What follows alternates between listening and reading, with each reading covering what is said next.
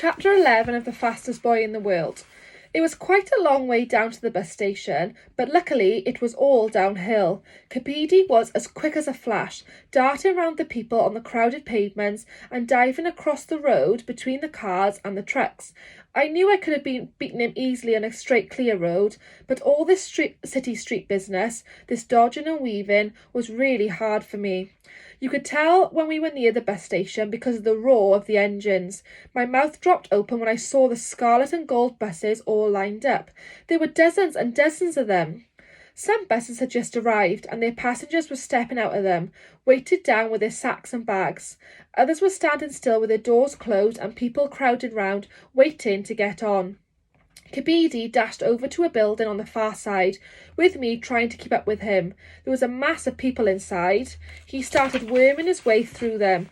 I stuck to him as closely as I could, but I wasn't as quick as he was, and I kept treading on people's toes and getting their elbows in my face. I'd never been able to get a bus ticket if Kabidi hadn't been there. He made it to the front of the crowd and pushed his way right up to the counter, then held his ground while other people tried to shove him aside. "Kadami," he was yelling. "One ticket!" The man behind the counter said something and Kabidi turned round and hissed, "Get out the money!" I fumbled in my pouch and pulled out 2 precious crumpled green notes. "Not enough! Quick!" He shoved the bananas he was still holding into my hands, grabbed the pouch so that the string holding it round my neck pulled our heads close together, fished out more money and turned back to the counter. A second later, a ticket was in my hand and Kabidi was stuffing the notes he hadn't needed back into the pouch. I gave him back the bananas and tucked the little leather bag carefully back inside my shirt.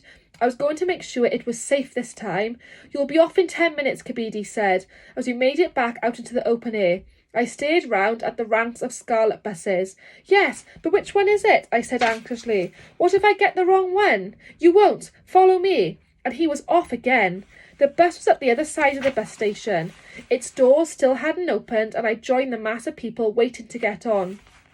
"You've been great," I said, feeling suddenly embarrassed. I could never have... "It's been fun," he stopped. I could see that he felt a bit awkward too. "That money in your pouch," he said. "Is that all you've got? No more?" He looked as if he was sorry for me. "We're not poor," I said, feeling stung. "We've got 3 good cows and Lucky. She's our donkey, and she's had a couple of foals already, and our own fields, and my father always pays my school fees." "Whoa! You go to school?" "What? Don't you?"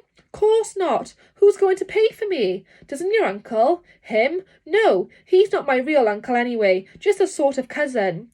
"Where are your mum and dad?" He shrugged. "They passed away last year." "Oh." I didn't know what to say. "You're lucky to go to school," he said. Up to that point, I'd been a bit jealous of Kabidi, with his shoes and his confidence and his smart city knowledge. Now I could see that he was envious of me. It was just as well, I suppose, that the driver and conductor turned up then, ready to open the door of the bus and let everyone on, because neither of us knew what to say next. Kabidi held out 2 of the bananas he'd been carrying. I suddenly realised how hungry I was. "You know what?" I said, taking him gratefully. "I'm really sorry I've got to go home. I've had such an amazing time today." "Me too. Those athletes. Fantastic, weren't they?" The doors of the bus had opened. "I've got to go," I said, as the crowd pushed me towards the steps. "Don't worry about your grandfather," Kabidi called out, standing on tiptoe to see me over the heads of the 2 women behind me. "They'll look after him in the hospital. He'll be all right, I bet." I'd felt a stab of guilt. I'd been so busy with Kabidi, I'd actually forgotten about grandfather. "Kabidi!" I got onto the bottom step of the bus and turned to call back to him. "Can you do something for me? Can you go back to the Happiness Pastry and find a man called Atto Almu, 4th floor in the building behind, Ethiopian Sports Company. Tell him about grandfather being in hospital." "Are you getting on this bus or not?" the woman behind me said crossly, and shoved me up the next step so hard I nearly tripped. I didn't know if Kabidi had heard me. When at last I got to the back of the bus and found myself a seat, I managed to look out the window. He had gone. There was a boy in the distance, dodging between the buses as fast as a darting fish, but I couldn't be sure that it was Kabidi.